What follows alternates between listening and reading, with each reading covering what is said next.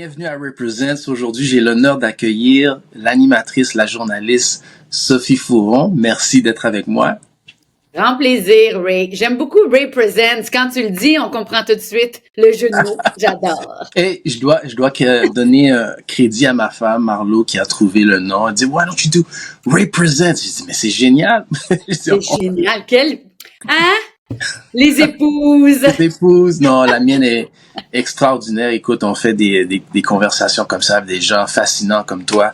Et puis, ça prend toute une équipe, une famille qui est derrière tout ça, qui critique, qui dit, t'aurais dû faire ça, t'aurais dû poser telle ou telle question. Donc, je suis bien appuyé. Ça prend un village, hein? Ben oui. Écoute, c'est drôle, on parle de famille parce que j'écoutais une émission, Chacun son île, celle au Brésil, avec mon plus vieux, Nicolas, de 10 ans. Puis il me dit, hey papy, elle voyage partout dans sa carrière. Elle va où pendant ses vacances? C'est tellement bon! Elle va où? Il est tellement brillant, le petit. Donc, je te pose la question, sa question. J'adore! Ben écoute, Chacun son île, on a terminé de tourner ça il y a quelques années, mais quand je l'ai fait, j'ai fait 4 ans de voyage à travers le monde avec Chacun son île et 2 ans avec Port d'attache. Alors, c'était 6 ans de voyage à tous les mois, partout à travers le monde. Tu sais, on a fait plus de 70 destinations. Mais c'était beaucoup de travail. Alors, c'était pas des vacances. C'est sûr que j'avais quand même, et j'ai encore envie de voyager, mais beaucoup, beaucoup moins. Parce que je l'ai tellement fait et qu'il y a tellement de belles choses à voir au Québec, au Canada, à quelques heures de voiture, que je reste souvent au Québec pour mes vacances. Tu diras ça à ton fils. Pour profiter des beautés de notre pays. Ben oui, je lui montrer, il va être bien content que tu aies répondu à la question. Écoute, Sophie, t'es issue d'une famille mixte. T'as grandi avec un père haïtien qui est très connu, évidemment, au Québec, une mère québécoise. Comment est-ce que ton double héritage culturel façonne ta vision du monde et ta manière d'aborder les sujets de diversité dans tes émissions? Ben, c'est vraiment, je pense, à la base, une ouverture d'esprit et de cœur.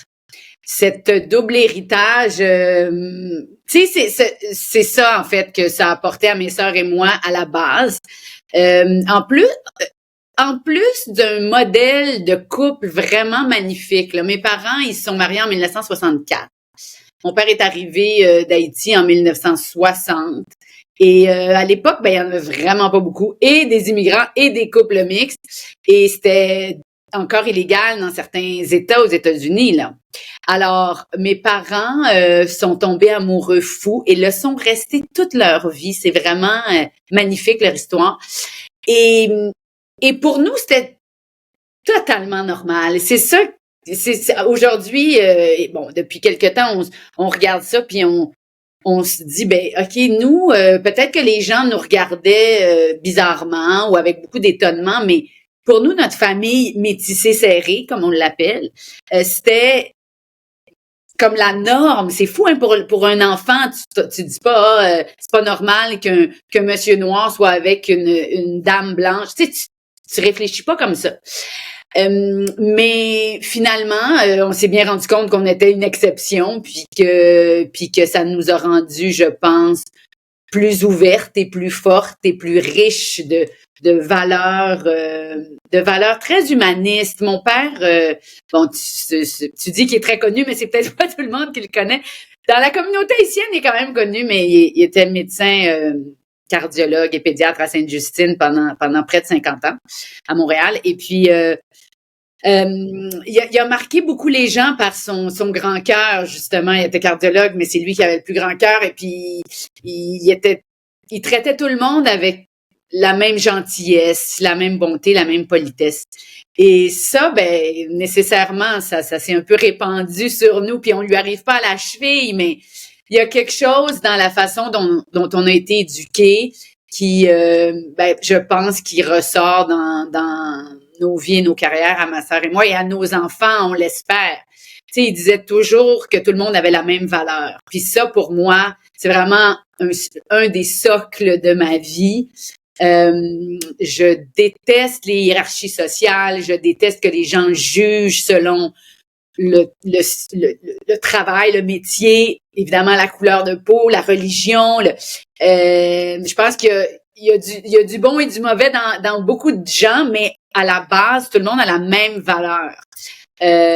Donc, c'est ça, on est très sensible aux injustices et à tout ce qui se passe à travers le monde, mais c'est ça, le mariage de mes parents, ben c'est un des plus beaux cadeaux. C'est donc drôle de dire ça parce qu'on est issus de ce mariage, mes sœurs et moi, mais ça a été une grande richesse dans nos vies. Puis ma mère est une femme d'exception. On l'a fêtée hier, d'ailleurs. Wow, bonne fête! Elle a eu 89 ans. Ben merci, je lui dirais. Et c'est une femme avec une ouverture d'esprit, un gros bon sens. Elle voyait pas la couleur de peau. Elle disait toujours ça, mais je pense que c'était vrai finalement. C'était juste, elle voyait mon père comme le plus formidable des maris, puis je pense que s'ils sont aidés comme ça à travers le temps, la vie, puis c'est très très beau. C'est un legs incroyable pour nous. C'est ça. C'est sûr qu'ils ont eu de l'adversité puis des problèmes, mais ils nous en parlaient pas. Puis en tout cas, peut-être que j'en parlais plus tard, mais c'était quelque chose un peu de lointain pour nous, le racisme. C'est bizarre quand même qu'on n'en ait jamais parlé, mais je pense qu'ils voulaient nous protéger, nos parents, et puis on s'en est rendu compte évidemment plus tard, mais c'était vraiment un petit cocon chez nous. Métissé serré, tu dis, hein? J'aime ça. Pardon? Métissé serré, tu dis, hein? Ouais, on est métissé serré. Ouais. Je trouve que c'est une grande chance de faire partie de cette famille. Écoute, tu parles de l'approche que tes parents avaient. On parle pas de certaines choses. Moi, c'est drôle, dans ma famille aussi, qui a un père noir, vient de la Dominique, sa mère est blanche, décédée maintenant. Puis l'approche est différente. Moi, j'aime ça en parler, peut-être un petit peu trop. C'est quoi ton approche, toi? Ou l'approche écoute, moi, je pense que ça dépend comment on a été éduqués, d'une part, et après, on fait notre propre éducation, puis on se renseigne sur plein de choses. Mais, tu sais, les grands moons qui sont arrivés en 1960 au Québec, qui étaient une poignée, là. Je pense que l'idée, c'était de s'intégrer. C'était de pas trop célébrer la différence, c'est pas trop de brasser la cage. Ils étaient contents d'être là, d'avoir des bras tendus de cette société d'accueil. Mon père, il a toujours été très reconnaissant envers le Québec, qu'il a accueilli très, très bien, je pense, globalement. Et donc, c'était comme si il ne voulait pas trop montrer qu'il était différent. Après ça, écoute, ça se discute, hein, parce que je pense qu'il y avait peut-être une part de déni ou de pas trop vouloir, je sais pas, se célébrer sa part haïtienne. Donc, quand tu maries une Québécoise, puis tes enfants sont nés au Québec et ils sont plus pâles, puis tu grandis dans des milieux plutôt blancs, c'est comme si on n'en parlait pas parce que ça s'y prêtait pas tant. Puis en vieillissant, mes sœurs et moi, on en parle maintenant, puis on est comme, mais comment ça se fait qu'on n'a jamais eu ces conversations-là? Puis à chaque fois, ma mère est comme, mais pourquoi tu dis ça? Mais c'est pas, mais non, c'était juste normal. Puis c'est comme l'époque, je pense. Il y a une question d'époque, là, parce sont arrivés dans les années 60. Nous, c'est ça, on a été adolescentes dans les années 80. C'est tout autre chose aujourd'hui avec nos enfants qui sont extrêmement conscients et éveillés par rapport à toutes les problématiques, les injustices. On l'était aussi, mais c'était comme si on voulait pas trop brandir les pancartes de militants. Je sais pas. Je pense que c'était vraiment moins à la mode, même si les problèmes étaient probablement plus. Je sais pas si on peut comme qualifier les problèmes reliés au racisme ou à l'intégration ou à l'immigration des années 60 et 80. C'est complètement différent. Et 2000. Mais Ben, moi, j'en ai toujours parlé avec mes enfants. Sauf que moi, j'ai marié un gars de l'ancienne Lorette de Québec. Donc, c'est ça. Ils n'ont pas de problématique. Ils n'ont pas vécu de racisme, en fait.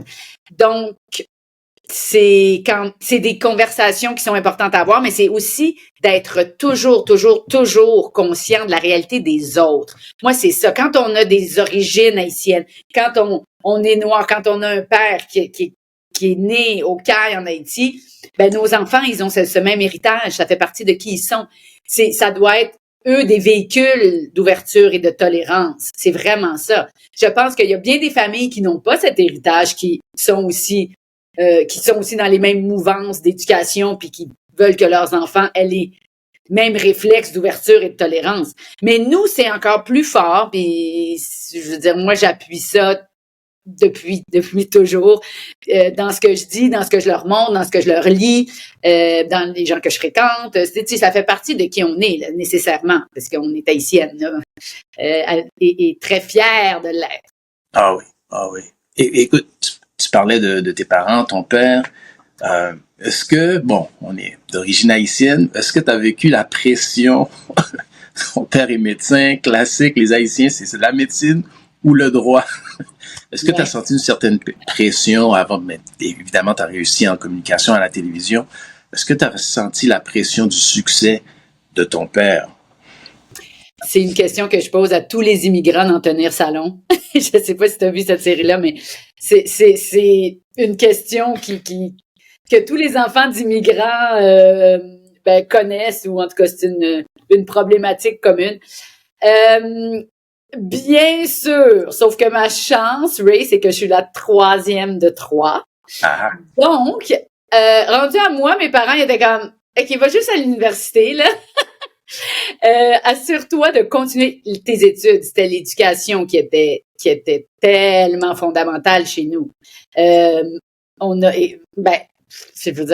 toutes les 3 des maîtrises. Alors, on avait des bacs puis des maîtrises, et ma sœur Pascale, l'aînée, elle a fait sa médecine. Alors, tu vois, après avoir fait des études en littérature, écoute, elle a fait sa médecine, elle a commencé à 27 ans, je pense, ou 28 ans, parce que elle a senti la pression, et elle a fait plein de choses avant. Elle a fait des grandes études, mais ouais. Mon père nous disait, je me souviens, à table, parce qu'il enseignait à la faculté de médecine de l'Université de Montréal pendant des années. Puis il dit, mon plus grand rêve, c'est d'avoir mes filles assises dans mon cours à l'université. Donc, wow. On aurait été donc étudiante en médecine. Puis moi, je suis là, je mange mon spaghetti, tu sais, ça me rentre dans une oreille, ça me sort par l'autre, parce que c'est sûr que je ne serais pas celle-là. Mais de toute évidence, ça a résonné dans la tête de ma sœur aînée, puis on est très fiers d'elle, là. Mais tu sais, la pression, elle a toujours été là. Je pense que les immigrants connaissent beaucoup de sacrifices, puis ils veulent que leurs enfants réussissent, parce que eux, ils ont travaillé fort pour que leurs enfants aient une belle vie, une belle éducation, qu'ils puissent se débrouiller dans la vie. Puis l'éducation, c'est la clé. Je veux dire, moi, je suis pareil avec mes enfants. C'est la clé de tous les possibles. Et je suis ambassadrice là une des ambassadrices de la campagne de financement de l'Université de Montréal, avec grand plaisir, parce que c'est à partir du moment où tu as une éducation, tu as une liberté, tu sais. Alors, je pense que c'est pas fou de dire aux enfants de rester à l'école et de continuer, mais tu sais, chez nous, c'était comme le bac, c'était comme le bare minimum, là. Il fallait comme, tu sais, je veux dire, il fallait vraiment qu'on fasse un bac. Puis je me souviens, j'avais dit, j'ai une amie qui prend une année sabbatique avant d'aller à l'université. Et ça, là, dans les familles immigrantes, c'est comme, de quoi tu parles? Moi, mon père, il a pris une année sabbatique pour se sur-spécialiser, genre à 55 ans, là. C'était pas des vacances. C'était juste pour avoir une autre spécialisation en cardiologie fétale, puis il était dans la cinquantaine, là. Alors, c'était pas une option. Puis j'essaie d'expliquer ça des fois à mes amies québécoises. Tu sais, comme de l'importance de l'éducation, puis c'est pas possible de faire une année sabbatique. Puis après, je me dis, si mes filles, ils veulent faire ça, je peux pas leur empêcher. Il y a vraiment comme tu transmets des valeurs, puis après, t'espères qu'elles vont être bien. L'important, c'est que nos enfants soient heureux, hein. C'est pas qu'ils fassent ce que nous, on a envie qu'ils fassent, là. Ben, c'est ça. Mais écoute, je pense que chaque génération Évolue. évolue un peu. Moi, écoute, moi, c'était la même chose pour le basket. Tu vois, tu veux faire du sport. On est venu ici pour que toi, tu Ben tu oui. fais aller ben non. Tu comprends? Donc, ça change. Moi, bon, maintenant, j'ai 3 enfants. J'essaie d'avoir une différente approche et puis prendre les bonnes choses que mes parents m'ont données Tout puis à fait. l'appliquer aux enfants. Parce que je Non, trouve ça, mais c'est que il y a tellement de gens qui sont malheureux dans ce qu'ils font pendant des années que ouais. t'espères qu'ils vont trouver une passion qui va leur permettre d'être heureux et de gagner leur vie. Tu sais, c'est toujours cette espèce d'équilibre qui est vraiment pas évident. Puis il y a beaucoup de gens c'est comme on n'a pas le choix, faut travailler, hein. Puis si en plus on fait quelque chose qu'on aime, ben là ça c'est le jackpot. Ben oui. Ben écoute, justement, tu parles d'aimer son travail. On le voit dans, dans ta présence à la télévision, c'est que c'est une passion. Si tu avais un conseil à te donner à une jeune Sophie à l'époque, qu'est-ce que tu dirais avec toute l'information que tu as maintenant? C'est toujours le classique, se faire confiance. J'avais l'impression, j'ai toujours, je pense, voulu un micro ou une caméra. Tu sais, je dis souvent que quand je voyais les gens aux nouvelles sur le trottoir qui posaient des questions, ben moi j'allais vers eux, puis mes amis changeaient de trottoir. Moi j'étais comme, ok, c'est quoi votre question? Je peux répondre. Je pense que je ne me voyais pas assez des gens comme moi à la télé quand j'étais plus jeune. Je pense que ça prend des modèles pour insuffler cette confiance chez les plus jeunes. Moi, je crois beaucoup, beaucoup à la force des modèles. Michelle Obama disait, on ne peut pas rêver à quelque chose qu'on ne voit pas. Donc, c'est important d'avoir des gens de toutes les origines sur nos écrans pour refléter la diversité de nos populations. Là, c'est vraiment, c'est fondamental. Et au Québec, ça change, mais ça prend du temps comparativement au reste du Canada. Mais bon, on a je pense, des raisons culturelles et politiques reliées à ça et que je comprends, mais il y a vraiment eu depuis 2020, depuis Black Lives Matter, un changement de paradigme et un réel éveil.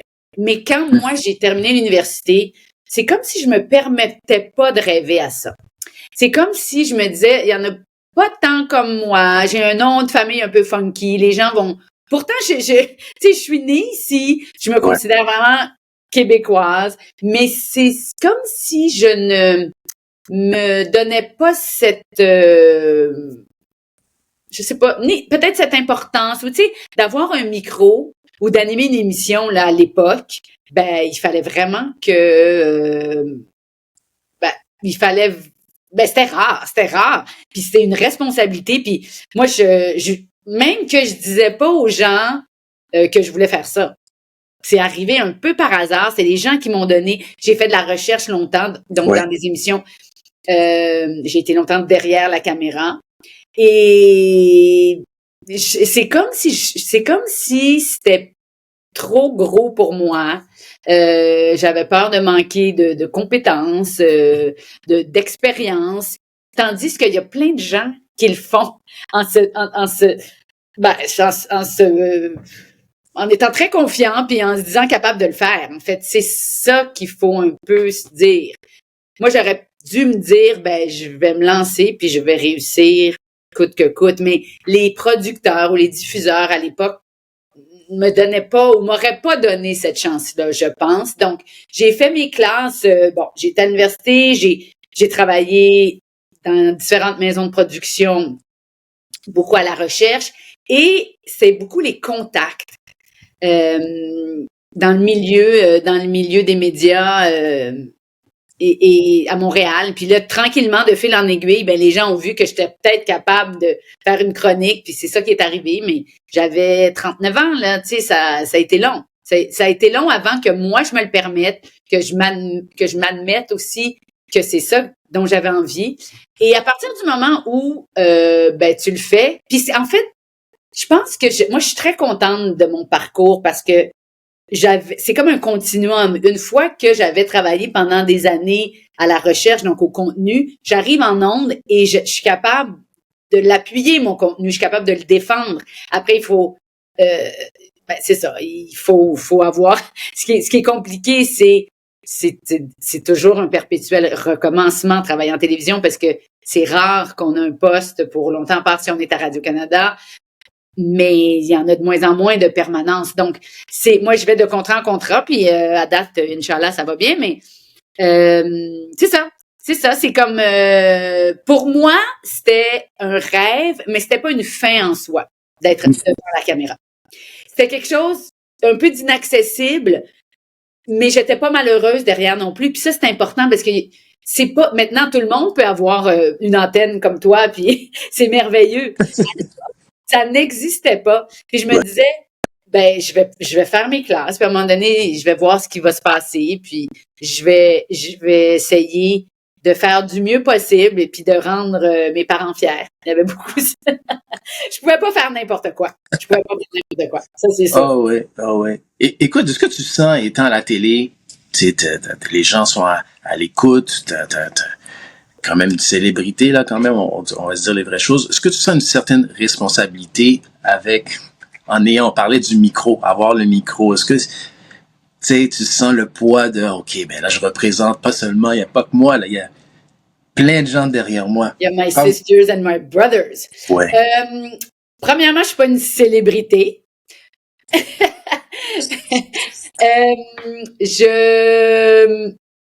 Oui, en fait, c'est pas tant le poids. Moi, je sens pas le poids. Je sens la responsabilité. Je me donne une responsabilité de donner la parole à des gens qui l'ont pas. J'ai fait ça surtout dans mes propres projets, parce que des fois, je me fais approcher pour faire animer des émissions qui sont pas mon concept. Donc, c'est très bien, puis c'est un mélange des deux, je pense, qui façonne ma carrière. Ma responsabilité quand je propose des projets puis que je les anime, c'est vraiment d'essayer de rapprocher les gens, de créer des ponts en discutant avec des gens qui n'ont jamais ou rarement la chance d'exprimer leur point de vue à la télé. Alors, quand soit dans Tenir Salon, soit dans Chassé-Croisé, soit La vie est un carnaval aussi, on le fait, c'est d'aller vers les gens ordinaires, et je mets des gros guillemets parce que pour moi, ils ont rien d'ordinaire, mais des gens qui pourraient être notre voisin ou notre coiffeuse ou le chauffeur d'autobus ou le gars qui travaille au café, mais qui ne nous ressemblent pas, mais qui sont nos concitoyens et dont on ne soupçonne pas l'histoire. Ils ont souvent des histoires d'immigration qui sont fascinantes. Pour moi, c'est vraiment important afin d'améliorer notre vivre ensemble. C'est toujours ça, moi, que je souhaite.